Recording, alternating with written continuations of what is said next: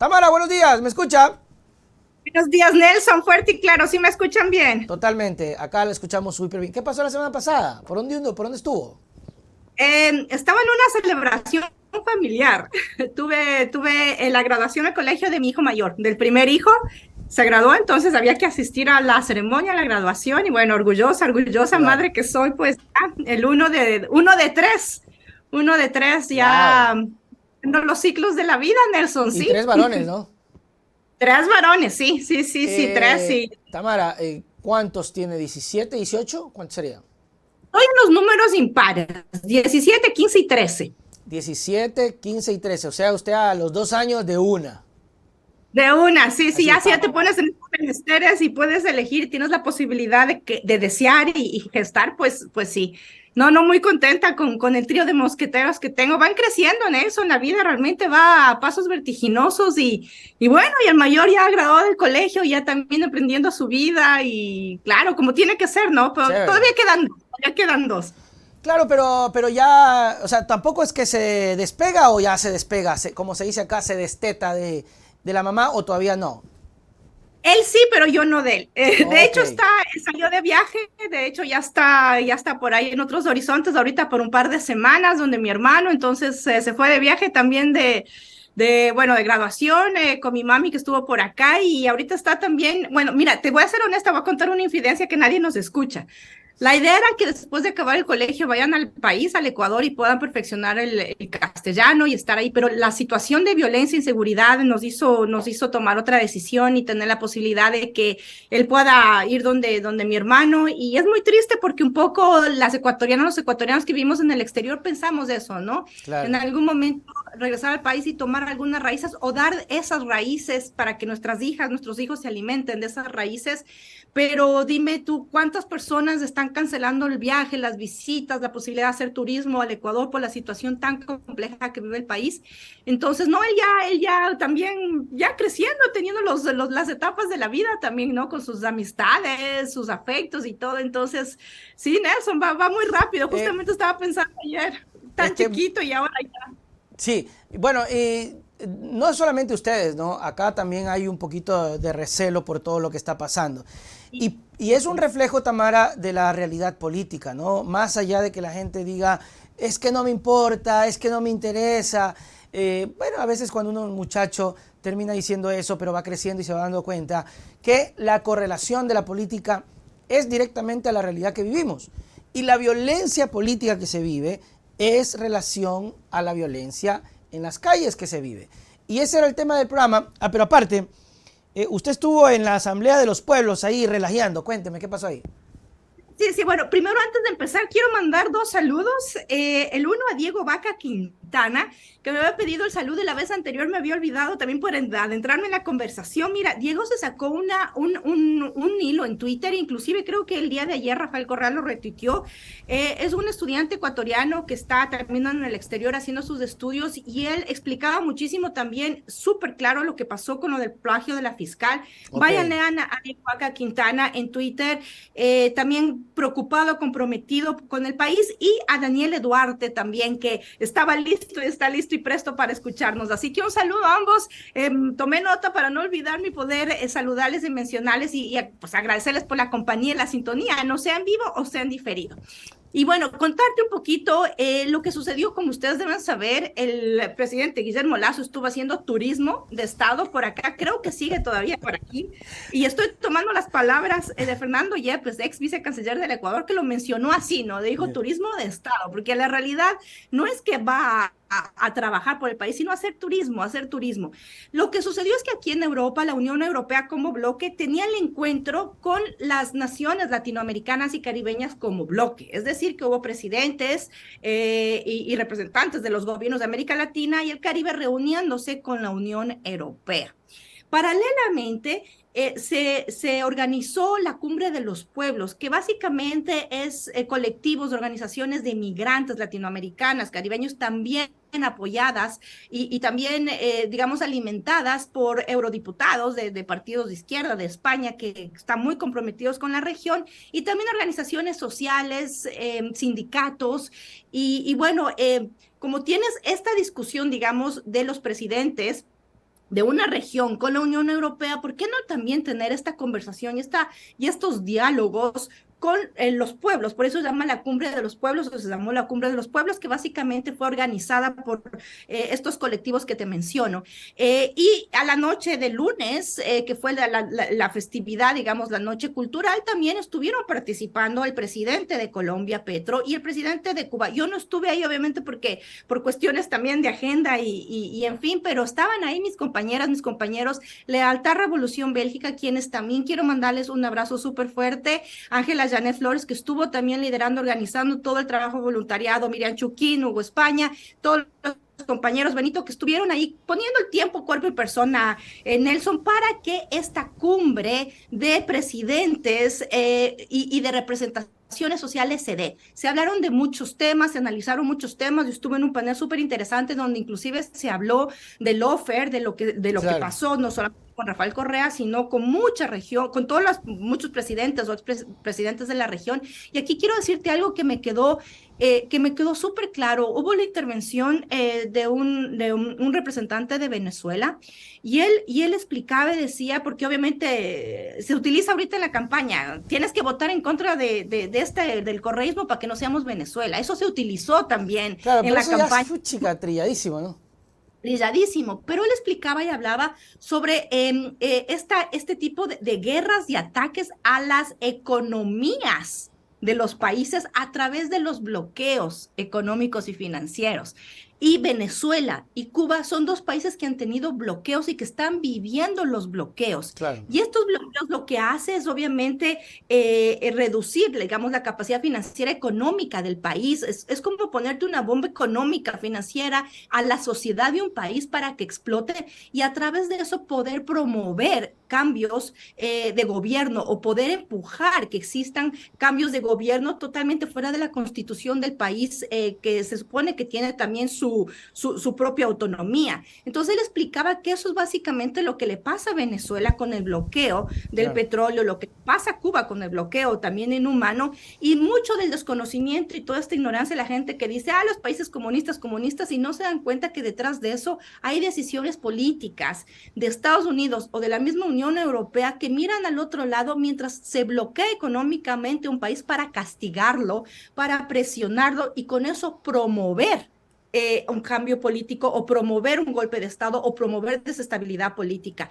Ese también es una herramienta que también atraviesa la persecución, digamos, del lawfare, que es la judicialización de la política que se vive en el Ecuador o que se vivió en el Ecuador a través de esta persecución que tiene claramente el correísmo, y hablo así en general, porque no solamente Rafael Correa, sino muchos de las personas, sus colaboradores y colaboradoras, y personas que han sido parte del correísmo. Entonces, eso es importante que se conozca, que el Ecuador sepa que afuera del país, en eventos, en espacios internacionales, hay gente que está hablando y explicando todo lo que sucede. También se habló de lo que sucede en Perú. No nos olvidamos del país hermano que está casi que llegando a una guerra civil entre ciudadanas y ciudadanos, entre nacionales del Perú, por toda esta persecución y todo este problema que hubo con Castillo y todas las personas que estuvieron al lado de este presidente Castillo, que tuvieron que básicamente salir del país para salvarse. Entonces estamos viviendo digamos, un ataque como región que ya no es lo que decían y explicaban en los años 70 los golpes de Estado financiados, sino que tienen estas herramientas que de otras intentan formas. minar la estabilidad de un país económica, política, para poder seguir controlando. Y yo creo que ahí tenemos que hablar también de la dignidad de la autonomía que debemos luchar y mantener como naciones, ¿no? Pero bueno, eso nomás el resumen, eso. Usted, Tamara, por si acaso no eras la que estaba, fuera Lazo, fuera, fuera Lazo. No. No, yo no estuve ahí, querido estar, eso fue el domingo, pero estuvieron mis amigas, mis compañeros, porque, a ver, además, mira, un presidente que no hace sino hacernos pasar vergüenzas internacionales, porque además debería estar reuniéndose como presidente de la República con la comunidad migrante, que lo que ha hecho es seguir contribuyendo al país, no solamente a través de las remesas, Nelson, que miren, números, ustedes saben que ha sostenido también la economía del Ecuador, sino a través del trabajo y la representación que tenemos las ecuatorianas, los ecuatorianos que vivimos fuera del país. Y lo primero que hace este señor es correr a la comunidad porque sabe que no puede dar la cara después de mentir. Pero eso sí, va y se reúne creo que es la alcaldesa del partido de extrema derecha de España, y empieza a hablar, discúlpame que te lo diga, sandeces, de a seguir en ofertas de campaña que son irreales y que son mentira, que fuera del país, fuera del Ecuador, apenas tú te enteras de lo que dice el señor presidente en el Twitter, en sus intervenciones, te da vergüenza, porque primero está mintiendo, está falseando la verdad, además ni siquiera maneja, ni siquiera comprende lo que está diciendo. ¿Cómo crees tú que va a poner la cara o sentarse a conversar o recibir las felicitaciones, los apapachos y los afectos de la comunidad migrante y lo que ha hecho, todo lo que ha hecho Guillermo Lasso en este gobierno es promover que exista más migración y esa migración forzada y obligada que lleva a gente a arriesgar la vida con tal de salir del país? Entonces, imagínate, tú anda ahí dándose vueltas de turista y claro, como es un jefe de Estado oficial, obviamente tiene que estar resguardado. Por ahí decían que le habían dado sándwiches, pero la verdad es que a las escoltas del señor presidente Guillermo Lasso les dieron papitas fritas para que puedan soportar la espera de tener que cuidar a un señor que obviamente no puede arriesgarse a acercarse a la comunidad de ecuatorianas y ecuatorianos a quien debería abrazar, responder, conversar. Pero obviamente Guillermo Lasso es Guillermo Lasso. Definitivamente no lo ha hecho porque sabe que va a haber un rechazo, como ya lo escuchábamos de la gente que le gritó fuera, Lasso, fuera. Tamara, ¿cómo no caer en el mismo error? Y entramos en este terreno electoral donde empiezan a moverse fichas, donde empiezan ya los mismos que hoy te niegan a Lasso, porque ya hoy el señor Jorge Ortiz dice, yo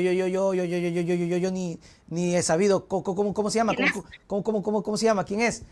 Cuando en su momento, cuando era la segunda vuelta, Dios mío, lindo era, pero toda una campaña.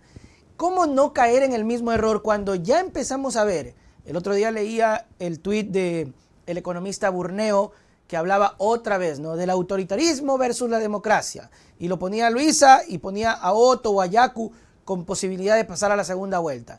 Entonces, ¿cómo no volver a caer en ese error, Tamara? Yo creo que tenemos que ser honestas y honestos en nuestra vida, en nuestra existencia, y el correísmo está usando esta frase, pero yo creo que es muy certera, que es, antes estábamos mejor, o con Correa estábamos mejor. Claro, esa sigue siendo la campaña, ¿no? Yo insisto y persisto, fue un gobierno que tuvo muchísimos errores, que nos quedó debiendo, todavía en deudas eternas a los movimientos de mujeres, a los derechos de las mujeres, a muchas cosas que tenemos que tener la capacidad de comprender que no podemos transformar una sociedad y un país de un día para otro o en una década, sino que esto lleva tiempo, lleva procesos, lleva mucho trabajo, pero no se puede desconocer, Nelson, que en esos 10 años existieron derechos y hubo circunstancias que la gente se dio cuenta que éramos capaces de vivir como país con institucionalidad. No es perfecto, ¿no? Pero había institucionalidad, había registro civil, había salud, había educación, había infraestructura, entonces eso es innegable. Y ahora que se pretenda hablar de destruir, digamos, por rechazo a una figura o por inclusive rechazo a unas posturas políticas, intentar destruir al país, yo solamente les invito a la gente a que regresen a ver los últimos 6 años. ¿Qué ha pasado en estos 6 años? ¿Qué ha sucedido con su vida, con su economía, con su tranquilidad, con su estilo de vida? Hablábamos ahorita, Nelson, de que migrantes tenemos que pensarnos si vamos a visitar el país con nuestras familias porque nos da miedo. Los países europeos, Estados Unidos, están advirtiendo a sus connacionales de la visita al Ecuador porque es peligroso. ¿Qué pasó? ¿Qué sucedió en esos 10 años cuando regresábamos los migrantes, las migrantes, y nos asombrábamos cada día más porque había una cosa que no habíamos visto y que pensábamos que el Ecuador no podía tener, como carreteras, como el registro civil, como la misma salud, medicinas, Nelson, la ausencia de medicinas, que la gente tenga que mendigar y pedir caridad por las medicinas, por el tratamiento, cuando en esos años se hacían operaciones con especialistas, inclusive operaciones que estaban liderando, digamos, procesos médicos hasta en la región. Entonces, ¿cómo el odio, la resistencia te puede llevar a creer que rechazar a una persona como Rafael Correa, a un proceso como el correísmo, a un grupo de personas como la Revolución Ciudadana, y ese odio para rechazar y odiar nos ha llevado estos últimos 6 años. Entonces, la invitación es esa, Nelson. Miren sus vidas, miren su gente alrededor, miren las personas que ustedes saben que están saliendo del país, miren cómo transitaban las calles, lo que hacían, cómo vivían su vida en esos 10 años y cómo la están viviendo, cómo han tenido que vivir estos últimos 2 años o estos Claro. últimos 5 años. Y ahí está la respuesta, que el odio no nos ciegue, que tengamos la capacidad de reflexionar y pensar cómo nuestro voto, el momento en que vamos a las urnas y hacemos esta leñita en el papel, puede transformar o no nuestra realidad. Y también, bueno, tomando en consideración aquello, Tamara, más allá de lo que se pueda pintar, más allá de lo que se pueda mencionar, es crear esa conciencia de quien votó de esa manera anteriormente, ¿no? Es decir, a ver, Pillolincillo, que vas a ver esto de acá, o vecino o amigo, o tal vez algunos fieles, panas, brothers, que tal vez votaron por Lazo, ¿ah? Que sí, sí, o sea, porque fue brutal la campaña pasada, fue brutal, fue tremenda. Tal vez ese personaje, esa persona decir, bueno, la plena que voté por Lazo porque me dejé llevar, ahora así me vengan a decir misa, así Yacu Pérez me diga que es descendencia directa de Atahualpa, o Otto Sonnenholner descienda de los cielos. O sea, ese tipo de voto o ese tipo de conciencia es lo que se tendría que crear, porque si es que se llega a segunda vuelta, será brutal. Tamara, ¿tú crees que pueda existir la posibilidad de terminar esto en primera vuelta? Yo creo que sí, Nelson. Y Ah, ahí está la invitación. Y yo creo que sí. Mira, lo que pasa es que yo creo que muchas personas, existe esto que se llama, se denomina el voto avergonzante, ¿no? El voto con vergüenza. Es decir, que tú vas y votas y obviamente el voto es secreto y tiene que ser secreto y es obligatorio en el caso de tú la, puedes de decir los lo que sea y tú vas y votas otra cosa. y sí, y yo creo que eso fue mucho lo que sucedió también con Guillermo Lazo, porque muchas personas se compraron, digamos, compraron este discurso, estos relatos, o se dejaron llevar por este rechazo a la figura del correísmo, los errores, el egocentrismo, el abuso, porque hubo egocentrismo, abuso, y todavía hay en esas filas de la Revolución Ciudadana unos egos y unos egocentrismos que no ha hecho sino hacerle daño a la propuesta política de gobierno, de colectividad, de Estado, de país. Esta gente le hace mucho daño y todavía hay mucha gente así, y todavía hay gente buscando esa reelección en esa Asamblea Nacional que es así. Entonces, si el mismo correísmo no tiene la humildad o la capacidad de reflexionar, van a caer en este mismo error del egocentrismo, de creerse superpoderosos y de crear este rechazo en las personas que dices, yo por el correísmo no voto ni loco ni loca. Pero el momento de una reflexión sesuda, concienzuda, que nos toca hacer en esta situación que tenemos el país, o es tener la esperanza de tener un proceso que tuvimos durante el correísmo, o seguir en este barranco de despecho, de migración, de violencia, de falta de trabajo, educación, etcétera, etcétera, que hemos vivido todos estos años. Y eso puede que las personas que tengan esta conciencia y digan, sí, me puede caer súper mal Correa, me puede caer súper mal, no sé, Luisa, Andrés Arauz o el correísmo, pero si es que el correísmo gana, es la posibilidad real, porque ya lo hicieron. No es que vienen a ofertar algo que no sabemos con muchos candidatos, pero ya lo hicieron, y doy este voto avergonzante y voto por Luis y por Andrés, pero por las afueras digo, no, yo voté por Yaco o por Yacu, Utópico, hasta por por el mismo Villavicencio, pero realmente yo siento que esta esperanza, esta posibilidad de regresar un poquito a tener algo de derecho, algo de tranquilidad, me puede dar a través de votar por este binomio que ya gobernó estos 10 años que te estoy diciendo, porque obviamente va a gobernar Luis Andrés Arauz, pero detrás de ellos está toda una estructura que yo también digo, y claro, está Rafael Correa, que claro, claro.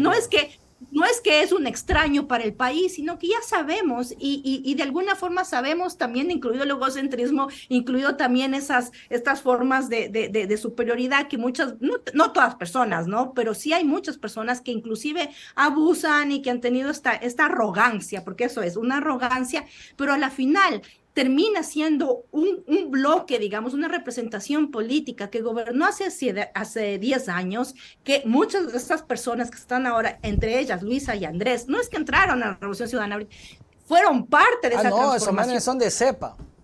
son de cepa, entonces no me vas a decir que entre lo que sabemos que podríamos rescatar y lo que están ofreciendo y diciendo como proceso político, como oportunidad política, versus a todo lo que tenemos al lado, digamos, disputando la segunda vuelta, a un Otto Sonnenhauser que fue nada más y nada menos que el vicepresidente de Lenin Moreno y que dejó votando la vicepresidencia. Por ahí estuvieron circulando videos del señor que hasta que le soplaba en la grabación de una rueda de prensa de Lenin Moreno. Entonces, es eso o lo que vivimos por 10 años de estabilidad. Y cuando digo estabilidad, también reconozco sus errores, sus problemas, pero hubo estabilidad. Claro, claro. El Chaco Pérez o la estabilidad, o es el odio de un personaje nefasto como Fernando Villavicencio, o la posibilidad de institucionalidad. Entonces va a haber mucha gente que ojalá tengan este proceso, ya no siquiera de pensar que toca pensar por quién votar, como decía por aquí mi mami, sino de realmente creer que con tu voto hay la posibilidad de terminar o al menos de buscar alternativas a este fracaso de estos 6 años de un desgobierno, de una infamia, de una desidia y de una mentira ejecutada, primero por Lenin Moreno, y mira nomás lo que pasó con el museo, y ahora por el Guillermo Lazo, que no tengo que explicarles, no tengo que Claro. contarles, lo viven todos los días. Yo creo que la gente debería hacer lo que hizo en las elecciones seccionales. En las seccionales hubo esta dicotomía en Quito. Había esta disputa porque supuestamente ganaba Yunda. Ganaba Yunda. Pero ¿qué pasa? Que se hablaba, lo hablamos, lo dijimos. O sea, Yunda viene arrastrando muchos problemas, justificados, injustificados, a veces creo que injustificados. Sinceramente creo que fue también el hecho de me cayó mal Yunda, vamos a darle duro y vamos a sacarlo del poder. Pero Yunda venía arrastrando eso y era o ganaba Yunda con todos los problemas que viene, que no lo iban a dejar porque había ese problema de una sentencia, o Quito votaba por la tranquilidad y la estabilidad y se decidieron por Pavel, por el Consejo, que en mayoría tiene RC, y están tranquilos. Hasta ahora están en paz, están tranquilos, problemas siempre, todos. Sí, sí. Yo creería que ojalá la gente tenga el mismo criterio hoy en la presidencia. Por ejemplo, si es que se gana en primera vuelta, es obvio que van a tener mayoría en la asamblea. Y ahí va a haber estabilidad. Porque de lo contrario, Tamara, digamos que hay segunda vuelta. Es lógico que RC va a tener mayoría en la asamblea. Fírmenlo donde sea. Vamos a segunda vuelta, pero ya desde ya sabemos que RC tiene mayoría en la asamblea. Ahora, lo lógico en la estabilidad es darle a Luis el voto, porque darle al contrario es volver a generar este conflicto que no nos hace bien tampoco. No nos hace bien, Nelson, y yo creo que el Ecuador en la situación en la que está, es que ya estuvimos estables, ya estuvimos bien, ya hubo la posibilidad de inclusive de luchar para las feministas como yo, luchar por estos derechos que quedan siempre relegados y a un lado, porque ya, o sea, estábamos, digamos, caminando hacia algún tipo de desarrollo y de avance en derechos para todas las personas. Entonces había una posibilidad de elevar un poco la disputa, las demandas, y tiene que seguir estas disputas, estas demandas. No digo que no sea importante las luchas, pero yo creo que en una situación como la que está atravesando el Ecuador, con todo lo que está sucediendo, este barranco, este país que se está derritiendo, destruyéndose todos los días con las muertes, con la inseguridad, con la falta de derechos, es tener la responsabilidad de dar la posibilidad de buscar una estabilidad y de buscar una estabilidad porque no es solamente para la gente a la que el correísmo le dirige el voto. Yo creo que hay también un llamado a Luis, a Andrés, no es solamente a los correístas y a las ovejitas y a los borreguitos a los que hay que llamar y buscar. Hay que gobernar para todo el país y entre esos Claro los que sí. empresarios, los dueños de pequeñas empresas, a ellos también les fue bien durante los 10 Sí, años de estabilidad económica. Entonces, hay que gobernar para todas y para todos. Entonces, creo yo que tener esta conciencia de la posibilidad de terminar un año y medio, que es este ciclo, antes de ir a las elecciones del 2025, tener la posibilidad de poder dar un poco de estabilidad para poder avanzar y para poder ir saliendo quizás un poquito del bache en el que estamos, porque no va a ser una cosa de un día para otro. Pavel, Aquiles, Marcela, Paola, qué sé yo, el resto del correísmo que está gobernando en las provincias y en las alcaldías, no pueden cambiar una destrucción y un abandono en una semana, en un Claro, mes. es difícil. Va a tomar años. Y lo que ha vivido el país en 10 años, digamos, de tratar de desarrollarnos como país, caernos al barranco en 6 años, en un año y medio no lo van a solucionar,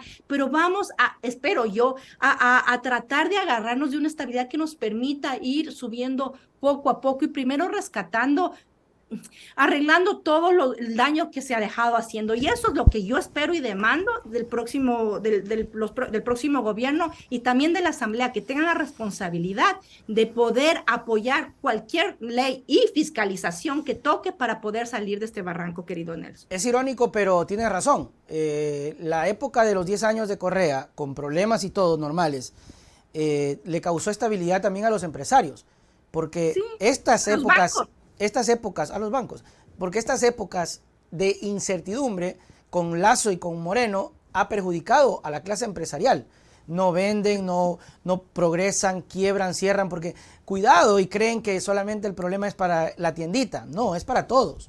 Y en los 10 años, quienes también salieron favorecidos fueron los empresarios. Así que es irónico, pero es cierto. Tamara, tus palabras para despedirnos. Nelson, un abrazo muy fuerte. Nada, yo creo que resistirnos, y aquí también el mensaje, no normalicemos las violencias, no normalicemos las violencias políticas ni a las mujeres ni a los hombres, porque aquel periodista que llama atributos extra políticos, eso fue terrible. y al mismo tiempo llama Lelo a otro hombre, es un tipo violento, y eso es violencia política, tanto el hombre para la mujer. Entonces, no normalicemos eso, estemos muy pendientes de todo lo que estamos viendo alrededor de la campaña, demandemos claridad y demandemos también explicaciones a esas propuestas de gobierno, a los binomios, informémonos, escuchemos las entrevistas y ojalá tengamos la capacidad de seguir percibiendo esta información hacia el 20 de agosto, que ya nos queda pocas semanas, para poder tener en nuestro esfero y en nuestro mano el poder de transformar y de cambiar lo que está pasando en el país. Y mandarte un abrazo súper fuerte y nada, estamos en contacto, querido Nelson. Gracias, Tamara, y nos vemos la próxima semana. Chao, chao. Nos vemos la próxima semana. Chao. Muy bien, mis queridos amigos, ahí está, totalmente de acuerdo. Yo la verdad que ojalá. Y si le vale a usted la influencia para la persona que no está muy interesada en la política, pues bueno, si no le importa, al menos dele el voto y confíe en quienes pueden llevar adelante un proyecto, que les ofrezca proyecto, que les muestre quiénes están allí y que no vayan a tener problemas en la Asamblea Nacional, porque ya hemos visto que es un problemón, pero problemón. Que se termine el 20 de agosto, que así sea.